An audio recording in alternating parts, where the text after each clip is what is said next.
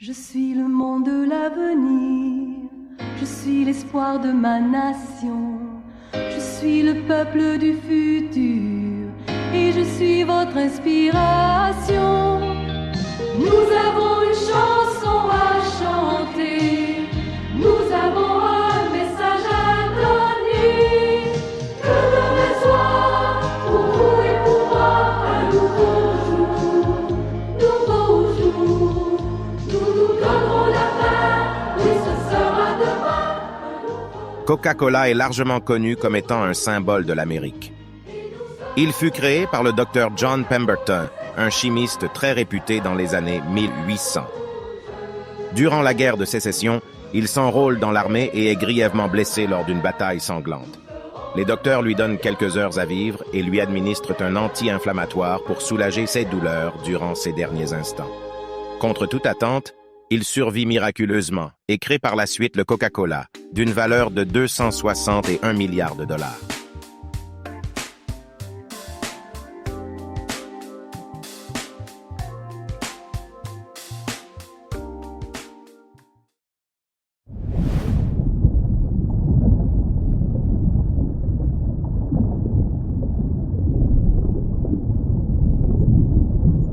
John Stitt Pemberton est né le 8 juillet 1831 à Knoxville et va passer son enfance à Rome, en Géorgie.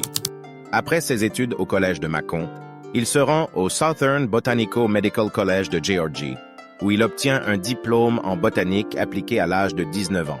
Il est donc autorisé à pratiquer sur les principes thomsoniens, une médecine populaire à base de plantes et de bains de vapeur destinée à purifier le corps des toxines. Au cours d'une formation pratique à Philadelphie, il fait la rencontre d'Anna Lewis et les deux se mettent ensemble. Le couple se marie en 1853 et leur fils unique, Charles Pemberton, naît l'année suivante.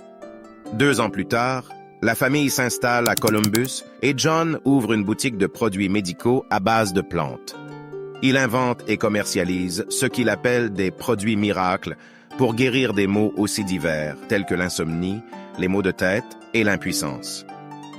Il continua ses activités jusqu'en mai 1862, période à laquelle la guerre civile retentit et John s'enrôle dans l'armée en tant que premier lieutenant. Un dimanche d'avril 1865, la ville de Columbus est attaquée par des troupes ennemies. John, se trouvant dans la première ligne de défense, est profondément tailladé à coups de sabre au niveau de la poitrine. Ses docteurs lui donnent de la morphine pour soulager ses douleurs, mais sont convaincus qu'il n'y survivra pas. Contre toute attente, il va guérir de ses blessures et va commencer à utiliser la morphine pour soigner d'autres maux dont il souffrait, jusqu'à en devenir accro.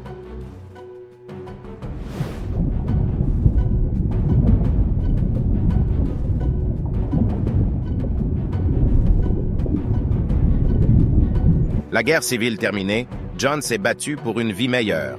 Il s'est associé au Dr Austin Walker, un riche médecin de Columbus, et a investi tout son argent dans la recherche et le développement d'une ligne d'articles de marque déposée, y compris des parfums et des médicaments à base de plantes.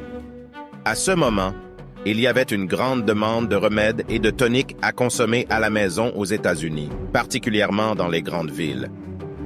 En 1869, John s'associe à d'autres investisseurs renommés et prospères à Atlanta. Il crée la société pharmaceutique Pemberton Wilson Taylor & Company et reloge sa famille à Atlanta l'année d'après. Il devient par la suite l'un des membres de la commission d'attribution des licences de pharmaciens de l'État de Géorgie et les médias le décrivent comme étant le médecin le plus célèbre qu'Atlanta ait jamais eu. Mais à huis clos, John souffrait de sa dépendance à la morphine. En l'absence d'un remède en vue pour ce qui était devenu une habitude quotidienne, il se mit à chercher un remède à base de plantes. Il va s'inspirer d'une boisson très populaire à l'époque, le vin Mariani, pour concocter un breuvage à base de vin rouge, de caféine et de cocaïne qu'il surnomme le French Wine Coca. La caféine était issue de noix de cola et la cocaïne, d'extraits de feuilles de coca.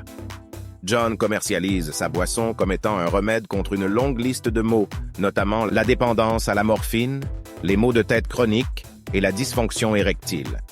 La boisson était fouettée en lot de sirop épais et livrée aux pharmacies, où elle pouvait être mélangée à de l'eau gazeuse et distribuée par des professionnels qualifiés.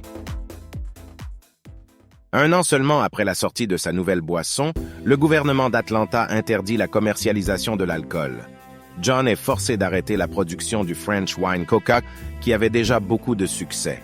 Cela ne va tout de même pas le décourager, puisqu'il va passer des jours cloîtré dans l'arrière-salle de son labo à rechercher une nouvelle formule sans alcool pour sa boisson. Il s'est rendu compte qu'en enlevant le vin rouge du breuvage, la cola la rendait beaucoup trop amère. Il la remplaça par du sirop de sucre et ajouta de la caféine synthétique, l'acide phosphorique, la vanille, de l'huile de citron, de l'orange, de la noix de muscade et des extraits de coriandre. Le 8 mai 1886, le sirop de Coca-Cola vit le jour. John la mélangea à de l'eau gazeuse et la proposa aux clients de la Jacobs Pharmacy qui, après l'avoir goûté, l'ont adoré. Il va mettre sa boisson non alcoolisée en vente à la fontaine à soda de cette même pharmacie pour 5 centimes le verre. À l'époque, la fontaine à soda était un lieu où les citoyens pouvaient se rencontrer et papoter autour d'une boisson gazeuse.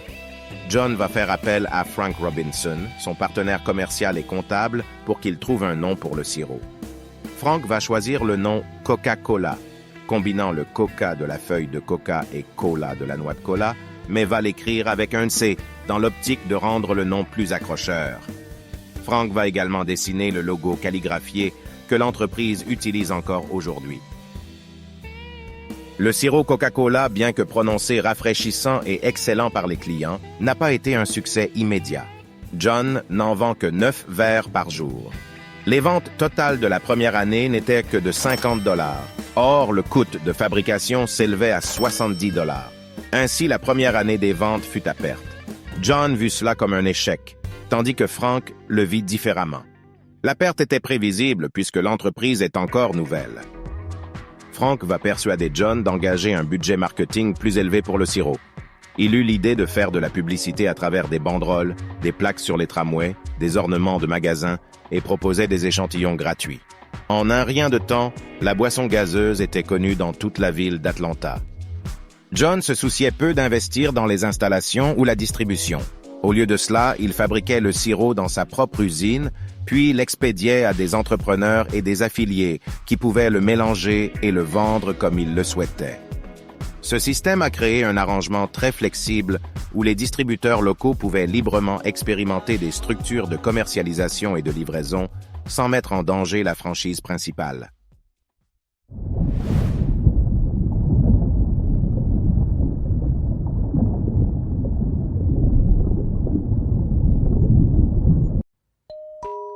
John n'a pas vécu assez longtemps pour pouvoir réaliser son rêve de mener Coca-Cola au niveau national. Son addiction à la morphine lui a créé de multiples complications de santé. En début d'année 1886, les médecins lui diagnostiquent un cancer de l'estomac. Son état s'est aggravé l'année d'après et les soucis financiers l'ont poussé à vendre les 2/3 de sa société à Asa Candler, un pharmacien et homme d'affaires très réputé. John avait de grands espoirs pour sa marque, c'est pourquoi il donna les 1/3 des actions restantes à son fils Charles. Mais Charles deviendra lui aussi accro à la morphine et va revendre ses parts quelque temps après à Candler. Le 16 août 1888, John meurt chez lui à Atlanta des suites d'un cancer de l'estomac, laissant plusieurs formules inachevées. 3 ans plus tard, Candler devient l'unique propriétaire de la marque Coca-Cola, ainsi que sa formule secrète après avoir déboursé la somme de 3 000 $. Son talent pour le commerce augmenta de façon fulgurante les ventes du sirop en les multipliant par 10. Il liquida ses autres affaires de pharmacie et concentra toute son attention sur la boisson non alcoolisée. Avec son frère John Candler, l'ancien partenaire de John, Frank Robinson, et 2 autres associés, il fonde The Coca-Cola Company avec un capital initial de 100 000 $. Le message est très simple. Coca-Cola désaltère le mieux est bientôt visible sur les premiers panneaux d'affichage. Le 31 janvier 1893, Candler dépose la marque Coca-Cola à l'Office américain des brevets. Sous son règne, la société retire la cocaïne de sa formule, laissant la caféine comme seul ingrédient stimulant. Croyant fermement à la publicité, il va distribuer des gadgets, calendriers, horloges, urnes et autres innombrables nouveautés portant tous le logo de la marque. Il va également distribuer de petits bouts de papier qui pouvaient être échangés à la fontaine contre un verre de coca. Ceci était la première fois dans l'histoire qu'une entreprise émette ce qui est appelé aujourd'hui coupon pour des échantillons gratuits. 3 ans après la fondation de The Coca-Cola Company, Candler déclara aux actionnaires « À partir de maintenant, Coca-Cola se boira dans chaque État et chaque territoire des États-Unis. »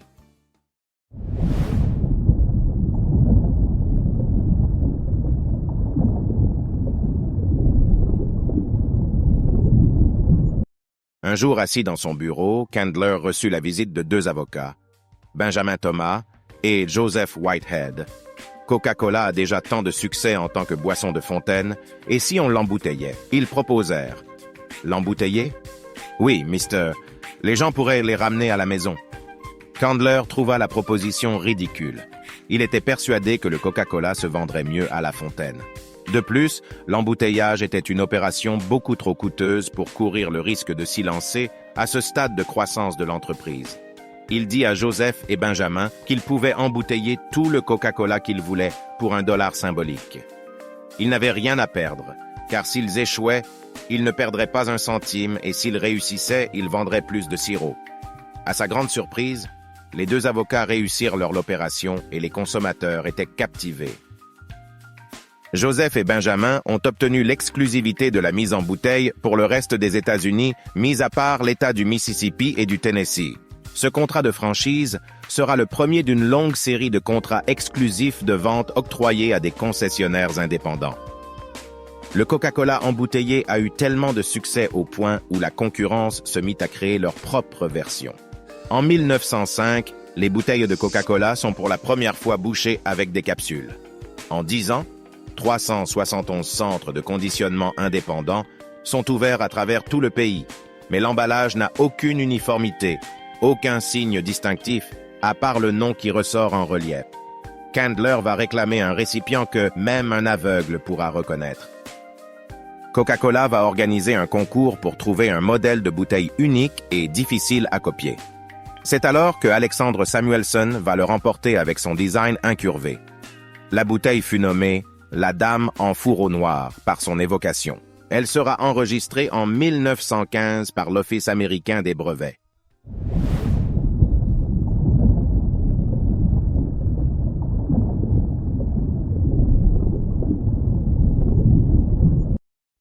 Après qu'il ait été élu maire de la ville d'Atlanta, Candler vend The Coca-Cola Company à un groupe d'investisseurs de la Trust Company of Georgia, dirigé par le banquier Ernest Woodruff, pour $25 millions. Ernest va par la suite convaincre son fils Robert Woodruff d'investir à la firme. Et 4 ans plus tard, Robert devint son nouveau président. Il implante un système draconien de contrôle de la qualité pour les embouteilleurs, devenus très nombreux. En 1 an, il crée The Coca-Cola Export Corporation, le service des ventes extérieures qui lui permet de distribuer partout dans le monde. Il fonde sa stratégie sur 3 principes fondamentaux: la qualité, le marchandisage et l'internationalisation. L'entreprise fut l'une des premières à innover en utilisant un carton de 6 bouteilles grâce au succès de la campagne « Apporter un Coca-Cola à la maison ».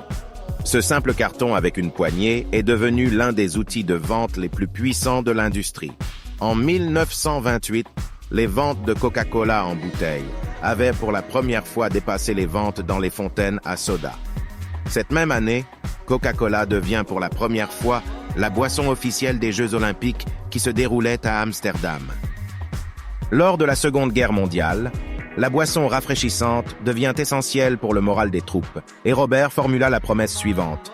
Nous veillerons à ce que quiconque porte l'uniforme puisse obtenir une bouteille de Coca-Cola pour 5 centimes, où qu'il se trouve, et quel qu'en soit le coût pour l'entreprise.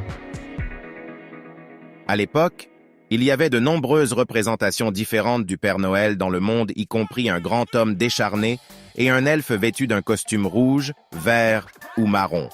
Certains le représentaient même d'une manière quelque peu effrayante. L'image amicale et chaleureuse du Père Noël en costume rouge que nous connaissons aujourd'hui est apparue pour la première fois en 1931 lorsque Coca-Cola a chargé l'illustrateur Haddon Sundblom de peindre le Père Noël pour des publicités de Noël de l'entreprise.